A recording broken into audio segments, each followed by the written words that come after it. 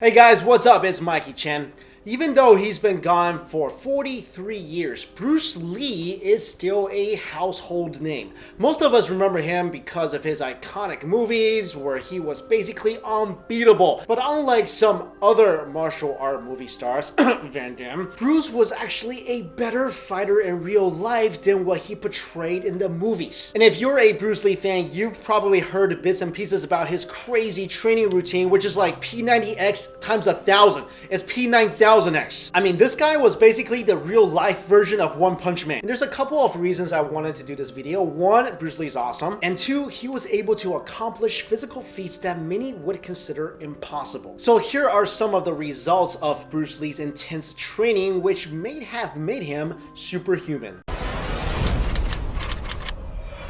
Number 1, his punches were essentially unblockable. This was basically Bruce Lee's version of One Punch. He could throw a punch so hard and so fast, basically no one would be able to stop it, even though they know it's coming. And it wasn't like he was throwing these punches at regular people or even a somewhat trained martial artist. In a now mythic 1967 demonstration, Bruce Lee threw 8 punches at 10th degree black belt Vic Moore, who failed to block, all 8 of them, even though he knew they were coming. That's just insane. I mean, can you imagine going up to a well-trained fighter and just telling them, hey, I'm gonna take my right hand here and punch you in the face, and there's nothing he could do to stop it. That's literally like, hey little baby, let me just go ahead and take that candy from you. Number 2, he was too fast for cameras. Some of you may have heard about the fact that Bruce Lee's punches and kicks were way too fast for the cameras of the time to film, but what you may not have known is that Bruce Lee had to be slowed down twice. Basically, Bruce Lee had to slow himself down before the camera even started rolling, because when he punched as fast as he could, cameras wasn't able to detect his movements at all. But then the footage had to be slowed down a second time, so Bruce Lee didn't look like he had magical powers. In fact, early footage of Lee in the Green Hornet had to be refilmed because when it was later played back, his movements were so fast that it looked like a fight from a Superman movie where his opponents just fell over and Lee never appeared to move at all. For example, take a look at this. This is Bruce Lee demonstrating a punch, and here's the guy reacting to that punch that was thrown by Bruce a week ago. What this guy didn't know was that by the time he actually reacted to the punch, Bruce had already gone home, took a nap, did his laundry, and came back. Number 3, he was way too strong for regular heavy bags. A typical heavy bag weighs 100 to maybe 150 pounds, but Bruce Lee had to use a heavy bag that was 300 pounds. And oh yeah, it was filled with metal. And even then, his kicks would send the 300-pound bag flying so high, it would hit the ceiling with force. Now, Bruce Lee did not do this because he was trying to show off. He literally could not use a regular heavy bag because he would destroy it. I mean, if you brought a regular heavy bag before Bruce Lee, all you would see is a puddle of heavy bag pee on the ground. Now, if you don't believe me, check out this story told by actor James Coburn. He said, Bruce and I were training out on my patio one day. We were using this giant bag for side kicks. I guess it weighed about 150 pounds. Bruce looked at it and just went bang! It shot up out into the lawn about 15 feet in the air. It then busted in the middle. It was filled with little bits and pieces of rag.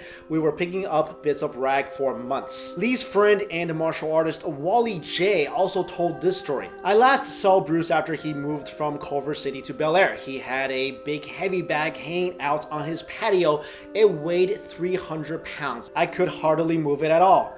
Bruce said to me, hey Wally, watch this. He jumped back and kicked it, and this monster of a heavy bag went up to the ceiling, thump, and came back down. I still can't believe the power this guy had. Number 4, catching rice with chopsticks. You guys all remember this iconic scene in The Karate Kid where Daniel-san catches a fly with chopsticks? Well, let me ask you this. Is it harder to catch a fly in the air with chopsticks or rice? It's kind of hard to decide. I mean, a fly moves around, but then rice is just tiny. Hang on, let me try this real quick. So I have in my palm a few grains of rice. Okay, let's do this. All right, here we go. Chopsticks. Yeah, okay. Yeah, okay, that. Alright. Almost. Oh. Okay, you know what? This is impossible. It can't be done. You literally need level 99 chopstick skills, which I do not have. Anyway, it was reported that as part of his training to increase his reflexes, Bruce Lee would actually throw rice into the air and catch it on the way down with chopsticks. You know, when I read about this, the first scenario that popped into my mind was I saw a wedding, and then the bride and groom were about to head out from the church, and there stands Bruce Lee with a pair of chopsticks waiting for people to throw the rice. Number 5, practicing on metal dummies. If you guys ever seen any kung fu movie, you've seen this wooden dummy that martial artists would use to hone their skills. But Bruce Lee needed one that was not only made out of wood, but also reinforced with, car parts, because, well, he would just destroy the wooden one. According to Herb Jackson, who was a close friend of Bruce Lee's and helped him build a lot of his training equipment, the biggest problem in designing equipment for Bruce was that he'd go through it so damn fast. I had to reinforce his wooden dummy with automobile parts so he could train on it without breaking it. I had started to build him a mobile dummy that could actually attack and retreat to better simulate live combat. So yeah, Bruce Lee was basically training for the robot apocalypse. Number 6, the 1-inch punch. No feat of martial arts is more impressive than Bruce Lee's famous strike,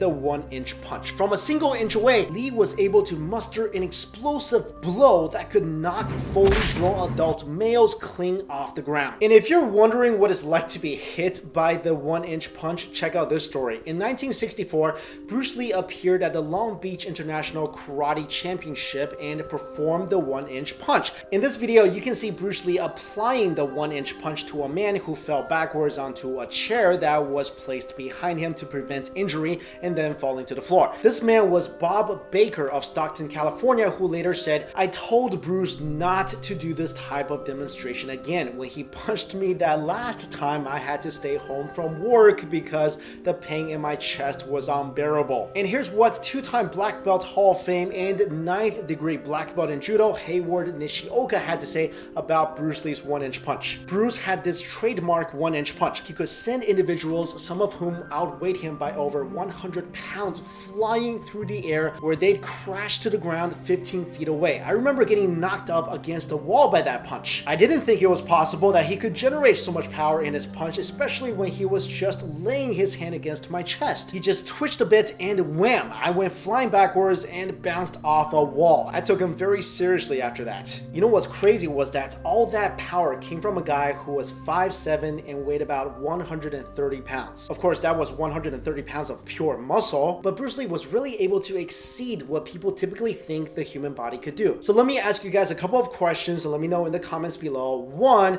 Bruce Lee versus Chuck Norris, who would win? My vote, 100% Bruce Lee all the way. And 2, in this age of MMA fighting with UFC, how well do you think Bruce Lee would have done? Let's say he was alive today in his prime and fought in the UFC, how well do you think he would do? Alright guys, thank you so much for watching. See ya.